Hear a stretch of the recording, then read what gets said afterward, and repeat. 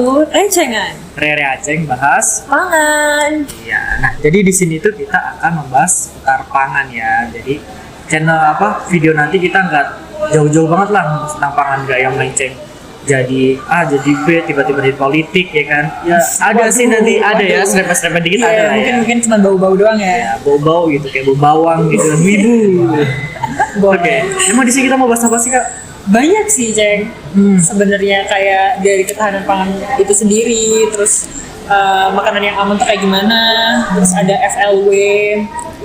Iya, FLW banyak sih. Terus dampak-dampak dari pangan tuh ternyata ada gitu. Jadi nanti kita bahas tentang ketahanan pangan ya, ketahanan pangan, terus keamanan pangan juga, FLW, terus sama Dampak-dampaknya.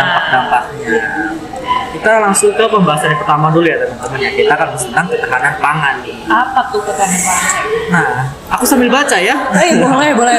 Nah, menurut sumber yang aku dapat dari salah satu web ya, itu mengatakan bahwa ketahanan pangan atau jaminan pangan adalah ketersediaan pangan dan kemampuan seseorang untuk mengaksesnya gitu Pak. Jadi dari pengertian beberapa kalimat ini itu kayak ketahanan pangan ini diartikan sebagai ketahanan pangan ini kayak setiap individu ini ada kemudahan gitu loh untuk untuk akses gitulah. Jadi kayak aku nih sama Karere mau beli mie instan. Nah, tapi di sekitar rumah Karere mie instannya lagi nggak ada. Itu kan sebagai bentuk kayak ketahanan pangannya menurun. Gitu. Jadi akses buat kita beli mie instan ini cukup terbatas gitu. Jadi ada keterbatasan di situ kalau dibilang ketahanan pangan ini nggak tahan ya istilahnya gitu. Kalau ketahanan pangan nggak tahan itu ada darurat akses susah banget ya ngomong akses gitu. Jadi di situ ada darurat akses yang dimana kita untuk mencari bahan pangan, untuk mencari produk pangan itu susah gitu. Jadi kalau ada darurat ketahanan pangan, disitulah terjadi kelangkaan suatu makanan. Tapi bila dikatakan pangan ini tahan, contoh kayak di negara kita ini pangannya aman nih, pangannya terjamin, terus ada ketahanan pangan juga. Jadi warga negara Indonesia ini untuk mencari pangannya atau mencari bahan makanan ini cukup mudah. Jadi kalau kita tadi kan contohnya yang pertama kalau ada keterbatasan pangan kan dari mie instan ya. Nah, jadi kalau kita mau cari mie instan, kalau ketahanan pangan kita baik gitu ya, kita mau cari ke warung A, warung B, warung C itu pasti ada kalau ketahanan kita aman gitu. Jadi garis besar itu tadi kalau ketahanan pangan ini dikatakan tahan, satu negara ini dalam pangannya ini tahan ya atau aman, itu bisa dikatakan warganya ini memiliki akses yang baik buat si pangan ini seperti itu. Iya, paham. Jadi kalau misal nih, kayak misal orang-orang ya mungkin yang hidupnya agak di pelosok gitu atau di pedesaan gitu kan, kadang susah buat dapetin sayur-sayur yang lebih bagus, terus mungkin bumbu-bumbunya lebih unggul gitu. Karena mungkin di sana nggak ada namanya supermarket gitu. Kalau misalnya kita ada supermarket dan yang lain gitu kan. Itu mungkin bisa menjadi satu masalah juga nggak sih, Ceng? Iya, betul banget. Kapan ya? Sempet kita itu di awal semester kita ada kuliah umum tuh Kak. Oh iya, apa tuh? Ada kuliah umum. Seingat aku ya, aku boleh nanti kalau ada yang salah dikoreksi ya teman-teman ya. Seingat aku itu kita pangan yang keamanan pangannya ini kurang itu dari Indonesia bagian timur. Itu kan agak darurat tuh ya. Nggak sinkron lah antara Indonesia Timur dengan Indonesia Tengah sama Barat itu sendiri. Jadi kenapa dibilang nggak sinkron? Karena pada bagian Indonesia Timur khususnya kayak di Papua gitu ya Kak, waktu itu terjadi kelangkaan pangan. Maksudnya kelangkaan pangan ini sebagai bentuk apa ya? Jadi pemerintah udah mengusahakan nih buat buat melebihkan akses warga di timur ini buat cari makanannya, tapi mungkin dari tradisi orang sana juga, bukan semua orang, tapi hanya beberapa orang aja, beberapa kelompok itu masih melestarikan budaya mereka. Jadi mereka sebenarnya ini udah ada kayak dari pemerintah ini udah ada program-program untuk menangani krisis pangan di sana, tapi memang dari beberapa kelompok di sana itu masih menolak akan hal itu. Jadi kayak apa ya, istilahnya itu kayak kita ini kan dari prodi teknologi pangan ya. Iya, benar. Jadi kan kita kayak mengolah nih gimana caranya pangan ini bisa awet, gimana caranya pangan ini bisa bertahan lama, awet juga ya itu namanya ya. Jadi biar sampai ke tangan-tangan konsumen gitu. Nah, di Indonesia bagian timur ini sebenarnya dari pemerintah, dari para pejabat-pejabat di sana lah sudah mengusahakan adanya teknologi pangan di sana. Jadi kayak mungkin kayak ada sarden, itu kan sebagai salah satu bentuk keberhasilan dari Tekpak sendiri ya, dari sarden gitu-gitu. Tapi memang dari beberapa orang di sana itu masih mempertahankan tradisi mereka yang dimana mereka mengkonsumsi sagu gitu-gitu. Jadi masih bergantung sama alam sebagai bentuk penolakan dari perkembangan pangan di Indonesia itu sendiri. Jadi menyebabkan krisis pangan di sana, soalnya kan mereka hanya mengandalkan dari alam nih. Mereka kan konsumsinya sagu-saguan gitu kan kalau di timur itu gitu. Jadi sebagai salah satu penyebab kenapa di sana itu ada krisis pangan, karena masih ada pemikiran yang tradisional gitu lah. Mungkin ini sih ya mungkin aku agak nge-highlight dikit tentang faktanya juga kalau Indonesia itu emang belum merata gitu, bukan gitu kan.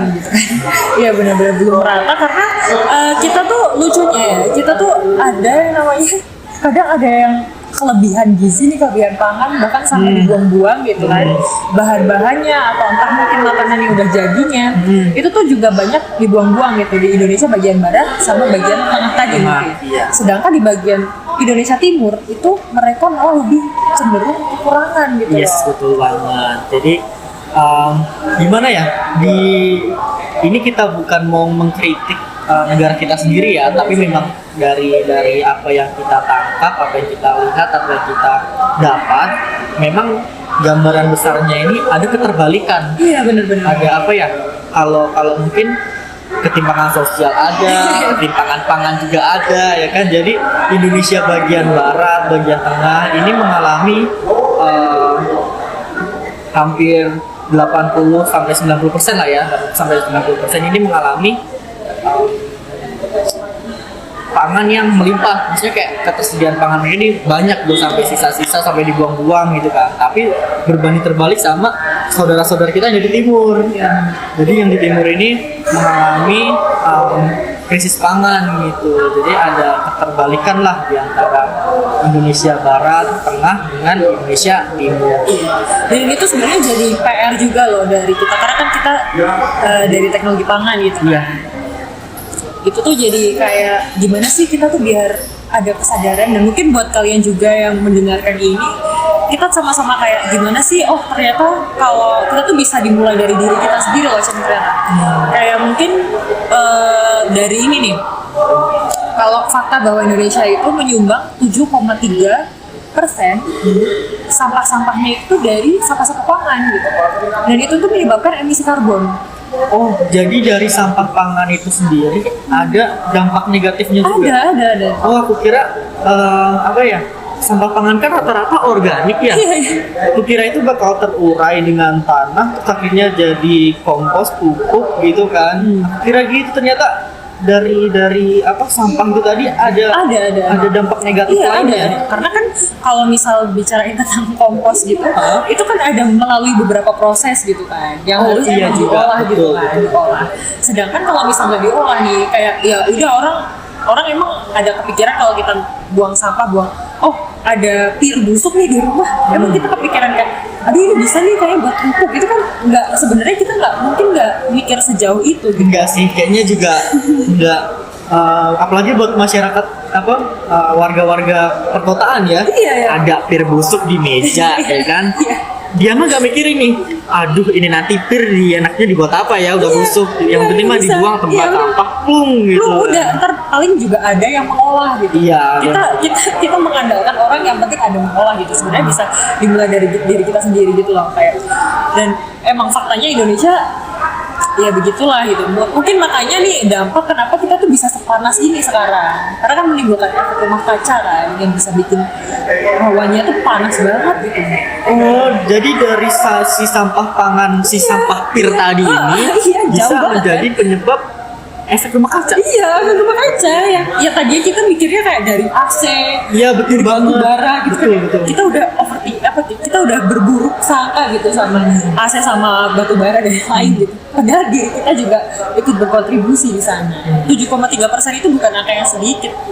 Banyak ya. Banyak ya, Itu dari lumayan. Indonesia Itu loh. dari Indonesia. Gimana kalau dari negara-negara besar, contohnya Amerika, Nah, Rusia bisa. gitu kan. Tapi kayaknya mereka Mungkin mereka bijak sih. lebih bijak, Iya, lebih bisa bijak juga ya dalam pengolahan Tapi mungkin pangan. bisa kita pikirin kalau misal Indonesia bisa kurangin ya setidaknya mungkin kita bisa punya udara yang lebih sehat gitu biar kita nggak nyalahin angin gitu kan. Iya betul. Tadi kan ada apa? Ada 7, sekian ya, 7, sekian persen dari apa sumbangan Indonesia terhadap emisi karbon. Iya. Jadi kalau Indonesia, bayangin kalau Indonesia bisa mengolah nih si limbah pangan ini tadi, Iya. ya setidaknya kita bisa turun ke angka 5 sekian, Bisa. 3 sekian, itu kan lumayan toh, walaupun nggak sampai 0,00 ya. Ya, ini sebenarnya ada tahu di Jawa Barat. Apa? Ada apa nih maksudnya? Ada solusi. Mereka tuh nemuin solusi. Mungkin ada juga di provinsi lainnya, tapi aku kebetulan dapatnya sumber tuh dari Jawa Barat gitu kan. Coba aku mau lihat. Oke, boleh. Oh, jadi Jawa Barat, provinsi aku ya. Oh iya, Provinsi bener ya. aku. Nyaman. Iya, jadi di Jawa Barat itu ini tuh tentang reformasi kebijakan untuk mengurangi food waste dan food loss atau FLW itu didukung oleh implementasi kebijakan pembangunan rendah karbon di Provinsi Jawa Barat Indonesia. Nah itu tuh apa sih sebenarnya kok panjang banget gitu kan? Iya, namanya tuh panjang, terus Riwah gitu agak ya. bahasanya kayak buat orang-orang awam kayak aku nih ya, baru masuk ke dunia pangan itu kayak berat banget ya. Hao-hao ya, aku Iya. juga agak hao-hao. Makanya kita harus baca dulu ya. Ya kita Bu, harus baca ya supaya tidak ada kesalahan penyampaian Iya. gitu kan. Jadi singkatnya nih mungkin yang udah aku baca ya udah aku tangkap. Mungkin teman-teman bisa baca juga dan koreksi aku gitu. Ternyata itu di Jawa Barat itu ada namanya kayak diputer gitu. Jadi petani ini kan punya sama sendiri tuh. Tadi bisa aja mungkin petani itu mengalami gagal panen gitu. Iya. Dan itu bisa menyebabkan namanya food loss. Jadi misal nih Terus itu tadi gimana? food loss itu yang misal petani panen tomat. Iya. Oh ternyata kalau tomatnya tuh kualitasnya jelek banget gitu, entah dari segi rasanya atau gimana atau mudah apa gitu. Aku juga belum terlalu ngerti gitu kan. Dan itu tuh kan menjadi problem tuh dari petaninya dan mereka tuh buang gitu. Atau kadang misal cabai nih, harga cabai turun banget dan terpaksa emang cabainya itu tuh harus dibuang biar harganya naik lagi gitu. Oh, itu berarti maksudnya ke Food loss, ya jadi bahan pangan yang emang hilang gitu. Nah tadi contohnya balik lagi nih, ke contoh tadi yang Iya. petani yang muter-muter. Iya, ya muter-muter ya. Jadi si petani ini bisa mengalami gagal panen gitu. Itu nanti mereka diajarkan gimana caranya tentang tadi kompos tadi, pupuk tadi. Jadi di Jawa Barat itu tuh pemerintahannya tuh udah menyediakan gimana biar mereka tuh dimudahkan, para petani itu dimudahkan untuk membuat pupuk organik sendiri. Yang sebenarnya pupuk organik kan lebih bagus ya daripada pupuk-pupuk yang ada kimia-kimia gitu kan. Iya. Tetap bagus pupuk organik gitu. Nah di sini berarti kan nanti dari petani balik lagi ke petani lagi gitu. Karena pupuk kan ya gunain petani doang, nggak mungkin kayak misal peternak hewannya dikasih pupuk kan nggak juga gitu kan. Gimana ya teman-teman, ada yang pernah nyoba sapi dipupuk gitu ya kan? Nggak bisa Gimana kan. tumbuh tanaman ya? Nggak kan? bisa, atau kita yang dipupuk kan nggak bisa. Iya nggak bisa, ya, kita pupuknya dari makanan ya. Iya, kita pupuknya dari makanan. Oh jadi program di Jawa Barat ini kayak apa ya? Mendaur ulang lagi lah Iya, ya. mendaur Kayak ulang. istilah awamnya buat kita ini kayak mendaur ulang antara si petani panen, ada limbahnya, ada Iya. ada sampah dari bahan-bahan organik yang mereka hasilkan. Nah, bahan organik ini mereka olah menjadi kompos. Kompos ini mereka gunakan lagi buat nanti penanaman. Seperti itu. Penanaman. Oh. Jadi mungkin biar bahan-bahan pangannya juga lebih baik gitu. Itu sebenarnya bagus sih, karena kan kalau misal kita punya kesadaran, petani-petani di sana punya kesadaran buat kita butuh ini, terus juga pemerintah mendukung buat mereka melakukan daur ulang tadi, itu bakal menjadi sesuatu yang bagus menurut aku ya. Menurut aku kalau bisa di apa ya, diterapin di provinsi-provinsi lain, gak cuma di Jawa Barat doang gitu. Oh iya ya kan tadi udah ada satu provinsi yang nerapin, Jawa Tengah ambil kayak contoh kayak Jawa Tengah nerapin juga, semua Pulau Sumatera nerapin, Kalimantan nerapin, Sulawesi, NTT, banyak Papua banget itu kan kalau menerapkan kan emisi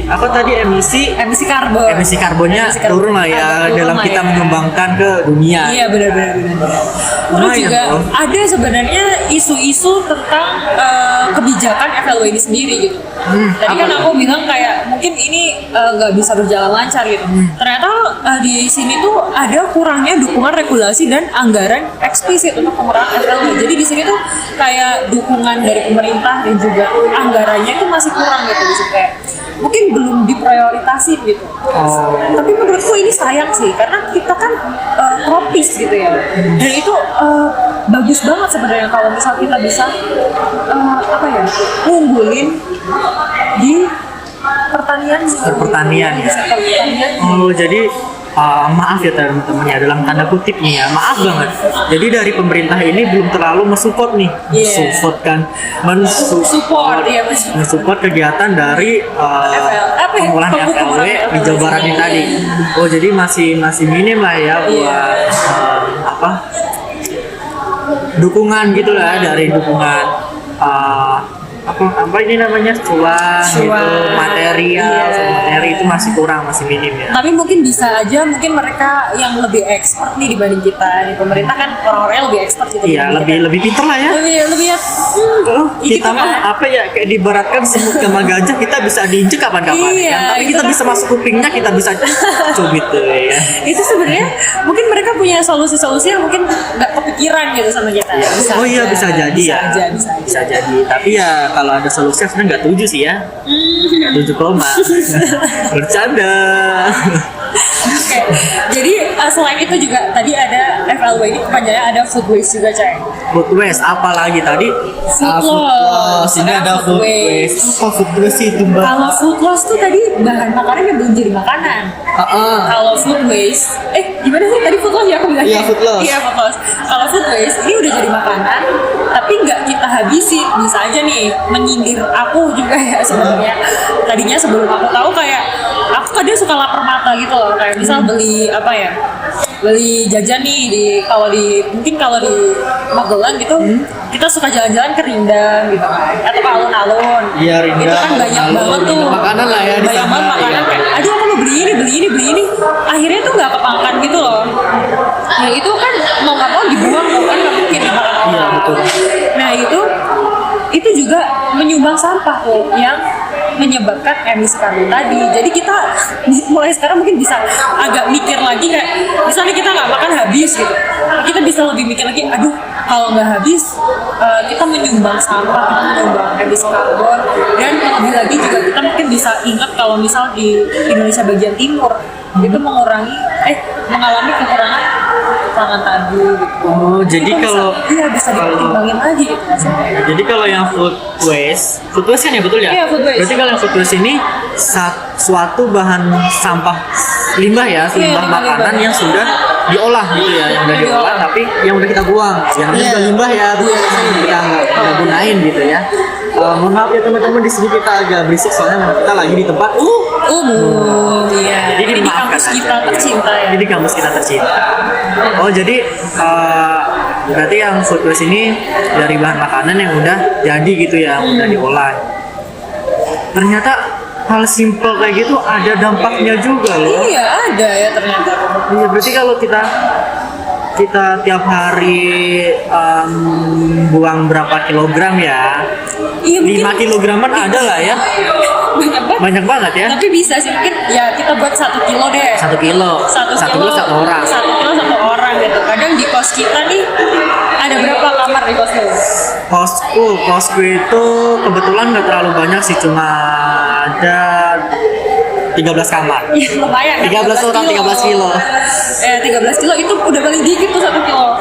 Kadang paling dikit ya. Iya kayak kita kadang sampah-sampah kemarin juga kan bisa kan. Oh iya betul. Itu di kosku juga ada sekitar 14 kamar gitu. Dan itu juga sama aja gitu kan.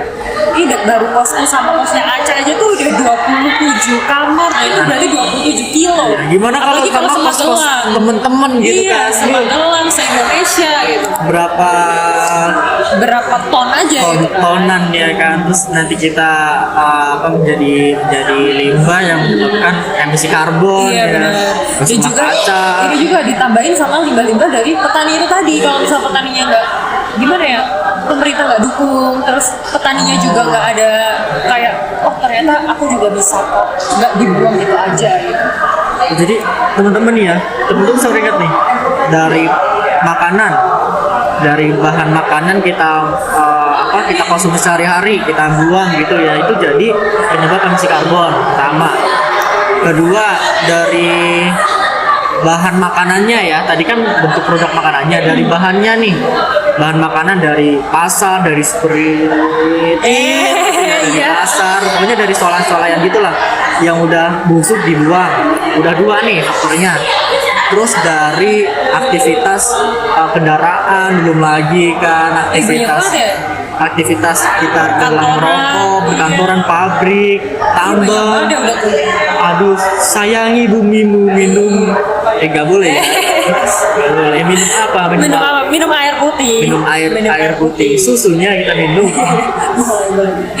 Nah ini tuh sebenarnya juga ada ini nih, pola makan yang mendukung mendukung kurangnya FLW, gimana ya, mendukung pengurangan adanya FLW gitu. Oh jadi di kita itu tadi kan ada yang betul-betul jelasin dampak-dampaknya ya, tapi ini ada bentuk pencegahannya. Iya, bentuk pencegahannya tuh bisa gitu ternyata. Itu bisa kita mulai dari diversifikasi pangan. Agak belibet ya guys. Iya, diversifikasi pangan itu jadi kita tuh makan tuh sebenarnya nggak cuma bisa dari nasi doang gitu atau beras gitu. Jadi karena beras kita juga impor gitu kan, itu kita bisa mulai mengedukasi diri kita kalau ternyata kita tuh karbo tuh nggak cuma dari nasi doang, bisa dari jagung, dari kentang, dari umbi-umbian tuh banyak banget di Indonesia. Tinggal diekspor aja gimana cara ngolahnya dan gimana sih makanan yang kalian suka gitu. Nah misal singkong nih sukanya direbus gitu, ya udah direbus gitu dimakan. Atau mungkin dibuat kayak nasi gitu kan, nasi timbul itu juga bisa tuh kayak penggantinya dari nasi yang dari beras gitu. Nah ada juga nih biasanya orang-orang yang masih suka salah gitu pengertiannya. Misal tuh biasanya makan nasi pakai kentang sama jagung, jadi kan itu karbo semua ya isinya. Iya karbo semua. Iya karbo semua. Jadi kita bisa mulai nih dari diri kita. Besok lagi tuh kita bisa nih kalau makan lebih banyakin seratnya atau lebih banyakin proteinnya gitu. Atau mungkin ada yang masih mikir, aduh mahal dong, berarti kalau banyak serat masa aku harus beli granola, beli chia seed dan lain-lain. Nggak usah. Ribet ya saya. Riwah ya, ribet gitu. Kita beli tuh yang ada aja gitu, yang murah-murah aja, kayak kentang tuh sebenarnya seratnya lebih banyak gitu daripada karbo dari beras. Itu tuh sebenarnya karbo dari umbi-umbian, dari jagung itu tuh lebih berserat gitu sebenarnya dan lebih punya protein gitu. Oh jadi di umbi-umbian ini ada karbonya juga, tapi dengan catatan seratnya ini lebih banyak daripada serat yang dari beras gitu. Jadi bisa lebih kenyang, lebih mengenyangkan gitu buat kita. Oh jadi dari ini tadi program makanan apa? Diversifikasi pangan. Ini jadi kayak apa ya? Aku mikirnya beringat loh, ini ada hubungannya juga sama kita tentang ketahanan pangan tadi. Iya benar tadi. Iya bisa. Soalnya kan kalau kita berfokus sama satu makanan aja, nanti kan akan terjadi suatu namanya krisis pangan dari si makanan ini. Jadi kayak contoh kita setiap harinya cuma mengkonsumsi pokoknya tuh beras, nasi, nasi ya nanti kayak burungnya kita makan beras ya. Makan nasi mulu nih kita makan tiap hari kan. Bayangin kalau semua manusia di dunia di Indonesia, di dunia inilah makannya cuma nasi, nanti kan akan terjadi krisis pangan tuh buat si nasi ini gitu. Tapi kalau ada program diversifikasi tadi pangan itu tadi ya dari program ini akan terjadi bermacam-macam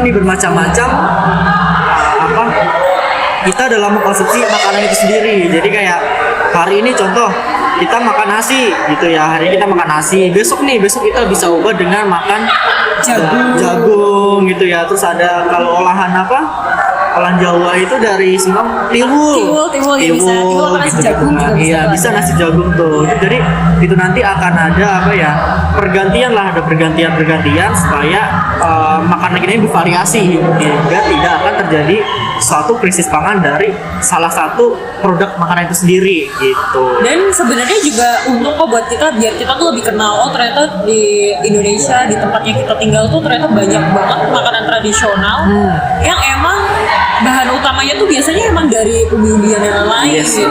Jadi sebenarnya makanan kita ini nggak kalah sehat daripada makanan luar. Tapi kita nggak harus bikin smoothies, oatmeal, atau pakai granola chia seed. Yes, betul banget. Nggak terlalu banyak pengawet kan. Itu tuh cukup gimana ya, back to nature gitu bahasa kerennya, kayak apa itu artinya? Kayak kita tuh kembali lagi ke alam, siapa kita, kayak kita dari Indonesia, kita tuh emang mungkin perut kita tuh sebenarnya tuh lebih tenang gitu kalau misal makan makanan yang emang organik dari Indonesia ya.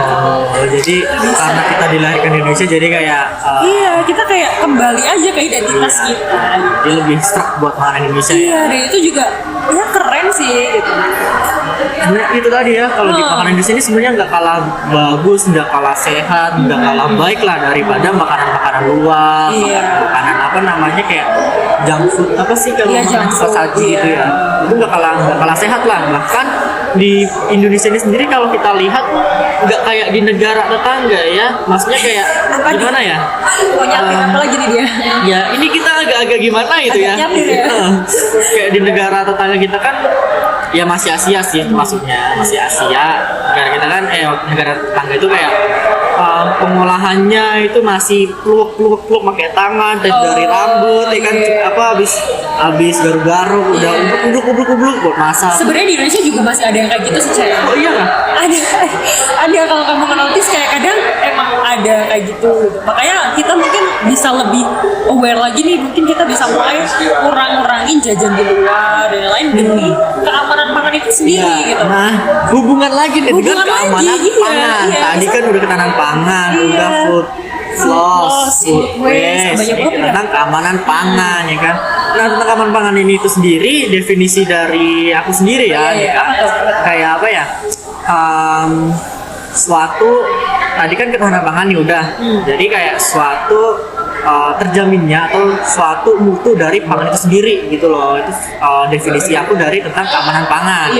Jadi kayak tadi contohnya kayak lebih bagus loh kita ini dalam mengolah makanan kita sendiri daripada kita harus jajan di luar, kita jajan di gerobak-gerobak boleh ya, itu sebagai bentuk distribusi kita dalam upaya buat perputaran ekonomi khususnya kayak di UKM ya. Nanti UKMK kan beda cerita tuh. Iya, udah itu beda cerita lagi. Ya, jadi di UKM ini supaya berkembang gitu ya. Jadi memang lebih baiknya kita mengolah makanan kita sendiri dan kita mengkonsumsi makanan kita sendiri. Soalnya kan dari situ kita bisa tahu nih apa yang kita masukin, seberapanya, terus takar-takaran kita ini normalnya berapa, itu mana kita yang tahu kan. Terus kematangannya kita sukanya yang mana gitu. Dan betul. kita tuh bisa lebih nge-mix and match gitu loh. Kayak misal ternyata protein tuh bisa kita ambil dari hal-hal yang murah gitu, kita nggak harus sedia dada ayam atau protein whey dan lain-lain gitu. Kita bisa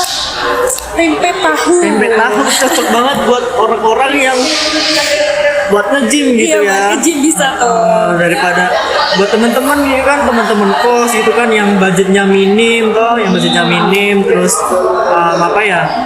ya ngepres lah ya budgetnya daripada beli masih pengen otot gitu, pengen naikin masa otot gitu, pengen sehat gitu, pengen lebih sehat lagi tuh bisa tuh kita, daripada kita beli dada ayam kan mahal per kilonya, mending kita beli tempe. Daripada kita beli nugget kan. Nugget betul, kayak emang tinggal goreng doang sih, tapi kan tempe juga tinggal goreng doang kok. Iya sih, tapi ya lebih oke tempe sih kalau walaupun rasanya kalau buat goreng itu nggak ada obat sih sebenarnya, emang nggak ada obat enak sih. banget. Jadi kalau sama sambal gitu kan, sama nasi anget, sebenarnya nggak cuma nasi anget ya guys, kayak nasi timbul deh bisa kita enak mau nasi timbulnya mixin kayak tempe goreng sama nasi timbul, tambah mungkin sayuran rebus gitu, kasih sambel. Indonesia banget tuh. Ini kayaknya udah panjang nih kalau waktu kita. Panjang Kasian nih, juga panjang. yang rekamin kita udah Iya. lemah, letih, lesu Iya, gitu kan, kita tinggal videografer gebak. kita Ya. udah gak ngantuk-ngantuk gitu. Iya, kita aja sampai ditonton banyak banget manusia kuat nih ya, sampai kus matanya tertuju ke kita semua. Iya, agak-agak lewat-lewat juga ya. Iya, mungkin ya. salting, makanya jangan kaget waktu ngeliat video ini kayak matanya agak ke sana, agak ke sana gitu kan. Karena agak salting dikit. Iya, agak gitu. salting. Jadi mungkin dari aku ketahanan pangan itu tadi kan kemudahan dalam warganya mengakses pangan ya. Terus kalau food loss tadi apa Kak? Food loss tadi itu tentang kehilangan bahan baku pangan yang emang belum diolah gitu. Oke, jadi kehilangan bahan baku pangan yang belum diolah. Tapi kalau food waste, Food waste itu yang udah diolah tapi nggak kita makan dengan baik, yang kita habisin gitu. nah kalau dari aku buat yang terakhir itu keamanan pangan. Keamanan pangan itu kan tadi kayak terjaminnya atau suatu mutu dari si pangan itu sendiri. Nah kalau dari kakak sendiri keamanan pangan itu gimana?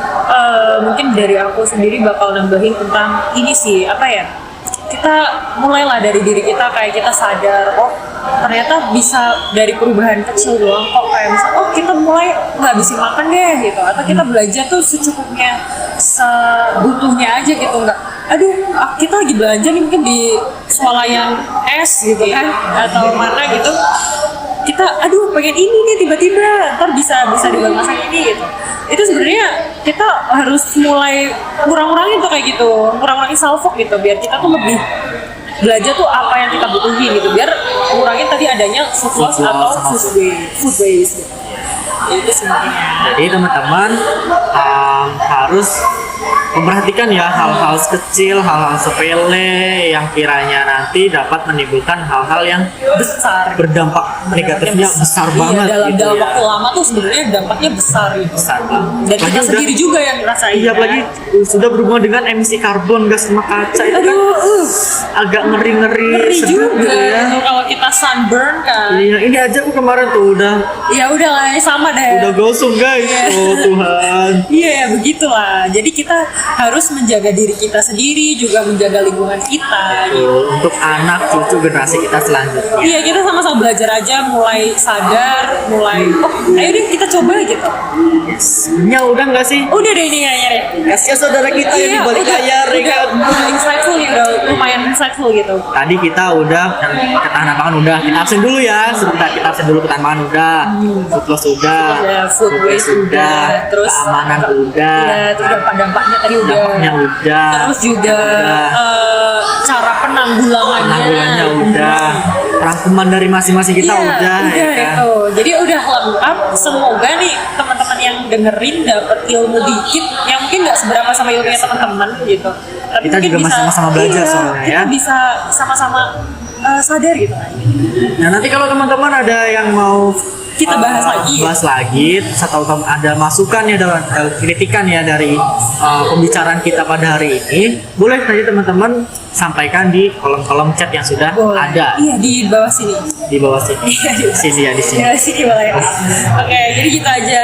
Mungkin kita langsung tutup cek. Iya. Kita ngomong apa nih sama mereka? Terima kasih banyak ya mungkin ya. Terima kasih banyak Terima kasih banyak dan karena udah dengerin sampai sepanjang ini. sepanjang ini udah bersekian-sekian menit. Terus Iya. kita juga terima kasih dengan teman-teman kita yang udah di balik layar sudah membantu kita ya kan. Iya. Mungkin itu aja dari Recengan. Kita pamit undur diri dan dadah. Jadi gimana nih? Kita kan tadi udah bahas manga gitu ya. Oh iya iya. Udahnya langsung dikat aja. Oh iya iya, alasan dikat ya sebenarnya. Iya, udah Mbak. Oh terus tuh kayak Udah Mbak. kayak gitu. Ini. Iya.